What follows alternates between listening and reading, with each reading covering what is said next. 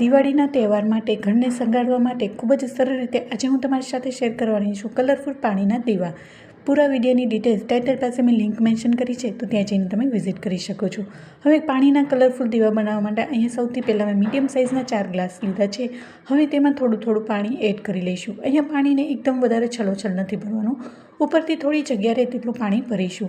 અને આ દીવડા છે એ તમે તમારા ઘરના ડેકોરેશનમાં, રંગોળી ડેકોરેશનમાં પણ કરી શકો છો અને ખૂબ જ સરળ રીતે બનીને તૈયાર થઈ જાય છે. અને મારી ચેનલમાં નવા આવ્યા હોય અને મારી ચેનલને સબસ્ક્રાઈબ ના કરી તો સબસ્ક્રાઈબ કરજો. સબસ્ક્રાઈબ કરવું તો બિલકુલ ફ્રી છે. હવે બધું જ પાણી છે એ ગ્લાસમાં આપણે ટ્રાન્સફર કરી દીધું છે અને વધારે સુંદર દેખાવા માટે અહીંયા આપણે કલરનો ઉપયોગ કરીશું. તો સૌથી પહેલા ગ્લાસમાં મેં રેડ કલર ઉપયોગ કર્યો છે અને બીજા ગ્લાસમાં ગ્રીન કલર અને ત્રીજા ગ્લાસમાં ઓરેન્જ કલર અને લાસ્ટ ચોથા ગ્લાસમાં મેં બ્લુ કલરનો ઉપયોગ કર્યો છે. આ કલર છે એ રંગોળીના જે કલર હોય છે તે જ કલરનો મેં ઉપયોગ કર્યો છે અને ડાર્ક કલરનો ઉપયોગ કરવાથી ગ્લાસ છે એ એકદમ કલરફુલ અને ખૂબ જ સરસ દેખાશે. હવે કલર એડ કર્યા બાદ અહીંયા બધા જ કલરને પાણીમાં સારી રીતના ચમચીની મદદથી મિક્સ કરી લઈશું. તો તમે જોઈ શકો છો કલર છે પાણીમાં નાખતા જ ખૂબ જ સુંદર દેખાઈ રહ્યા છે. હવે વાટનું સ્ટેન્ડ બનાવીશું. તો તેના માટે અહીંયા મેં પ્લાસ્ટિકનું કોઈ પણ ઢાંકણ હોય એને નાની બોટલના ઢાંકણ વડે નિશાન કરી અને કાતરની મદદથી રાઉન્ડ શેપમાં કટ કરી લીધું છે.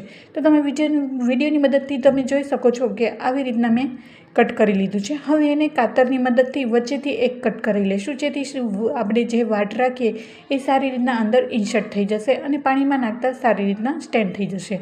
હવે આવી જ રીતના બધી જ આવી રીતના વાટની સ્ટેન્ડ મેં ગોઠવી લીધી છે. હવે બધા જ પાણીમાં મેં એક ચમચી જેટલું તેલ એડ કર્યું છે. તો તમે વિડીયોમાં જોઈ શકો છો ગ્લાસ છે પાણીમાં ખૂબ જ સરસ એવા કલરફુલ દેખાઈ રહ્યા છે. તો આ દિવાળીએ ચોક્કસથી આવી રીતના પાણીના કલરફુલ દીવા ઘરે ચોક્કસથી બનાવજો. હવે બધા જ ગ્લાસમાં મેં પાણી એડ કરી દીધું છે. અહીંયા મેં એક તેલમાં બોળેલી લાંબી વાટ લીધી છે. તમે પૂજામાં વપરાતી ફૂલ વાટ પણ લઈ શકો છો. હવે જે આપણે દીવા માટેનું સ્ટેન્ડ બનાવ્યું છે તેમાં આવી રીતના જ્યાં કટ લગાવ્યું છે ત્યાં વાટને આવી રીતના અંદર રાખી અને તેને ઇન્સર્ટ કરી લેવાનું છે.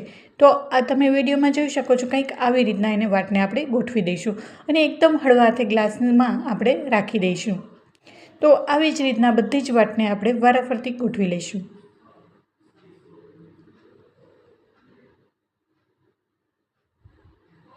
સેમ એવી જ રીતના બીજે તમને બતાવું તો જ્યાં આપણે કટ લગાવ્યું છે ત્યાં આવી રીતના વાટને ખૂબ જ હળવા હાથે આપણે ગ્લાસમાં રાખી દઈશું.